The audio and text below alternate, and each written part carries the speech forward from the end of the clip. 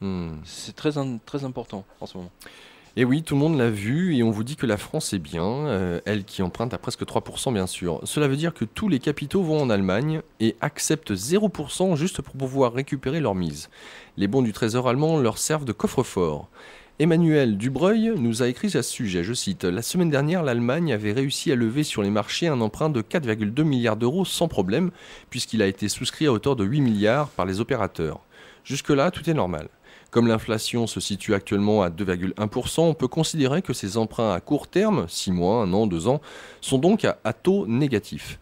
Les opérateurs financiers qui ont tant d'argent à placer en sont donc réduits à placer en taux négatif en se disant, au moins là, on est sûr de ne pas perdre plus de 2,1% de nos capitaux. L'essentiel est sauf, on sauve les meubles. Hmm. Au passage, on peut glosser à plaisir sur le gouvernement français qui lui se targue de n'emprunter qu'à 2,44%. Hmm. Nous vivons une époque hallucinante et vous avez raison de le souligner chaque semaine. Plus fort, en fouillant cette information, j'ai découvert que la Suisse emprunte à taux négatif réel, moins Oui, 0,72% depuis énorme, 18 mois énorme. sur des contrats à court terme, moins de 2 ans.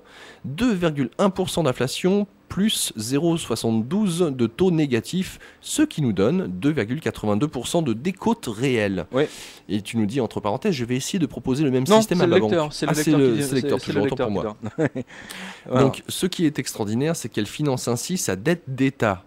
En effet, depuis 18 mois, avec ce système, elle est passée d'une dette de 114 milliards d'euros à une dette de 101 milliards d'euros. Bien joué. Et oui, quel autre pays peut en ce moment faire mieux et sans planche à billets, s'il vous plaît? Ah, c'est quand même la Suisse, hein. L'honneur de la Suisse est sauf.